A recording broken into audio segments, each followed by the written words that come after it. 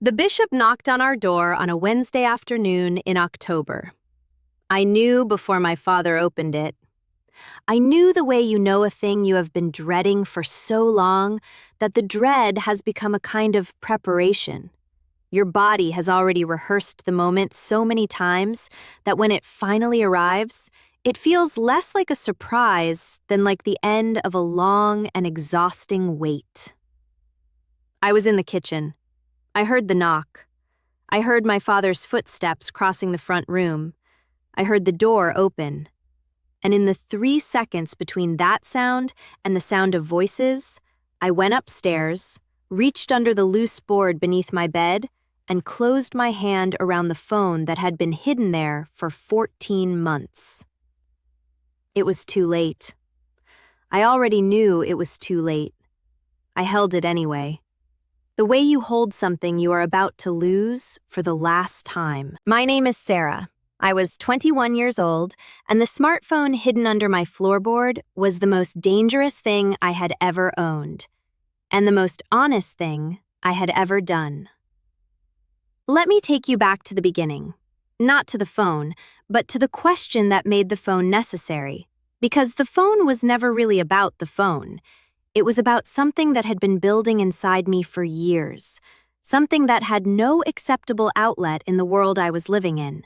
Something that needed a door badly enough that I built one in secret under a floorboard. I grew up in a strict old-order community in Pennsylvania. The Ordnung of our district was among the most conservative in our region. No electricity in the home, no rubber tires. Church held in rotation through the farmhouses of the district. The same slow hymns, the same long silences. The bishop, a man named Daniel, who had led our district for 18 years, was not a cruel man, he was a precise one. He understood the Ordnung as a living thing that required constant, careful tending, and he tended it with a thoroughness that left very little room for the kind of private deviation that some more lenient districts quietly tolerated. Technology was the sharpest edge of the Ordnung in our district. Not just electricity in the home. Any personal technology that created a private, unmediated connection to the outside world was understood as a direct threat to the community's integrity. The phone shanty at the edge of the property existed for business calls, monitored by context and community knowledge. Personal devices, smartphones, tablets, anything that put the entire outside world in your pocket were categorically forbidden. Not frowned upon, forbidden. The kind of forbidden that came with consequences. I understood all of this. I had grown up inside it. And for the first 19 years of my life, I had not found it particularly difficult to abide by because I had not yet encountered anything on the other side of that boundary that I wanted badly enough to risk the cost of reaching for it.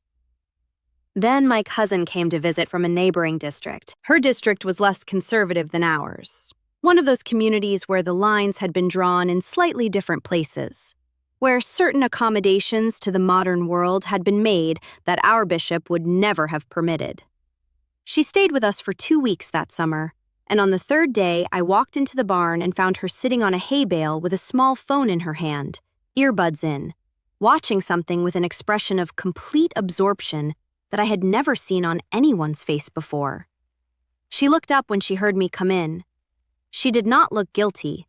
She looked like someone who had been caught doing something ordinary. She handed me one of the earbuds. I put it in, and for the next 4 minutes, I watched a woman I had never seen before talking about her life, her ordinary, English, completely unremarkable life, with a directness and an openness and a sense of ownership over her own story that hit me somewhere I did not have a name for. Not the content, the feeling of it. The feeling of a person speaking honestly about her own interior life to anyone who wanted to listen. The feeling of that being not just possible, but normal. I gave the earbud back. I went back to the house. I thought about those 4 minutes for the next 3 weeks without being able to stop. The phone cost me $40. I will not tell you the full details of how I obtained it. The chain of events involved a market trip, a conversation conducted in careful fragments over several weeks, and the participation of my cousin, who understood what she was helping me do and helped me anyway. I hid it under the loose floorboard beneath my bed, in a cloth pouch with a small battery pack to charge it. I used it only at night, under my quilt, with the brightness turned completely down. For 14 months, that phone was the most alive part of my life. I want to be honest about what I used it for, because I think people imagine something dramatic, and the truth is both simpler and more complicated than dramatic. I did not use it to contact boys from the outside world. I did not use it to plan my escape. I used it to read, to watch people talk about ideas, to encounter, for the first time in my life, the full variety of human thought and human experience that existed beyond the boundaries of our district. I found people talking about faith, about doubt and faith and the relationship between them, with an honesty that I had never heard in church. I found people asking the same questions I had been carrying alone, and discovering that those questions had entire communities of people who were also asking them. I found, under my quilt in the dark, that I was not the only person who had ever felt exactly what I felt. That sounds small. It was not small. After years of carrying questions that had no sanctioned space to exist in, finding out that they were not unique to me, that other people had them, that entire conversations existed about them, that asking them did not automatically mean you were broken or faithless. That was one of the most significant things that had ever happened to me.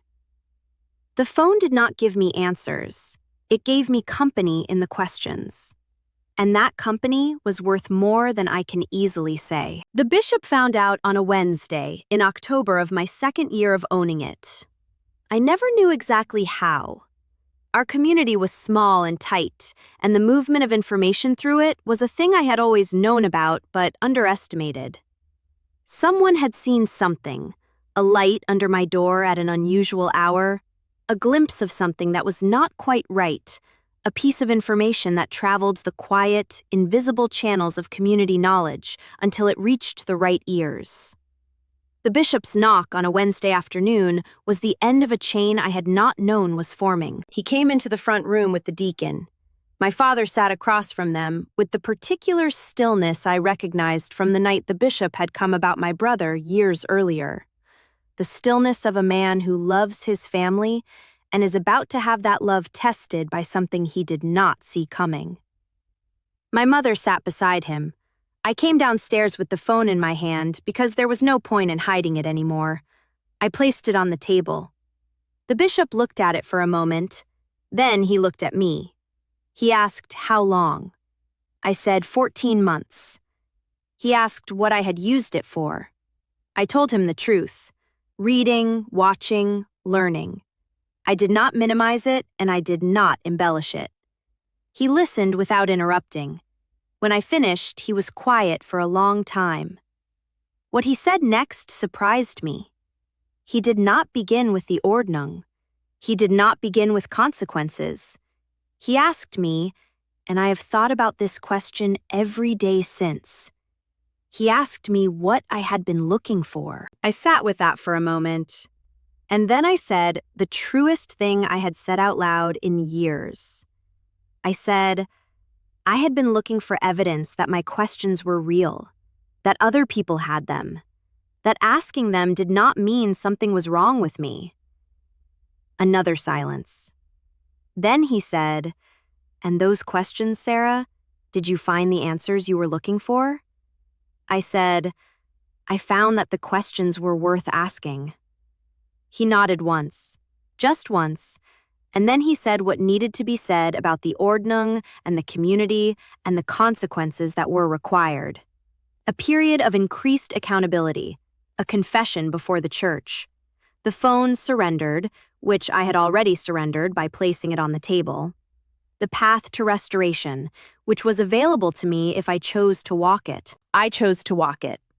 Not because I was forced, because I understood, sitting in that front room, that my life inside the community was real, and my questions were also real, and those two things did not have to be mutually exclusive, that I did not have to choose between belonging and curiosity, that the community I had grown up inside was complicated and imperfect, and also genuinely mine in a way that 14 months of phone use had not changed. I made my confession before the church on a Sunday morning in November. It was one of the hardest things I have ever done, and also, strangely, one of the most freeing. Not because I was ashamed of what I had done, I was not fully, not deep down, but because saying a true thing out loud in front of your community, even a difficult true thing, is its own kind of relief. The secret was gone. The weight of carrying it was gone. What was left was just me, standing in front of the people I had grown up with, having been seen. I still think about those 14 months sometimes, about what they gave me, about the evidence I was looking for and found, not answers, but company in the questions, about the bishop's face when he asked what I had been looking for and actually listened to the answer. I want to ask you something tonight. Is there something you are hiding, not out of shame, but out of necessity? Because what you are reaching for has no acceptable place in the world you are living in. Because I understand that, and I want to tell you that the questions are worth asking, whatever it costs to ask them, whatever door you have to build in secret to reach them. They are worth it. You are worth it. The truest parts of you always are.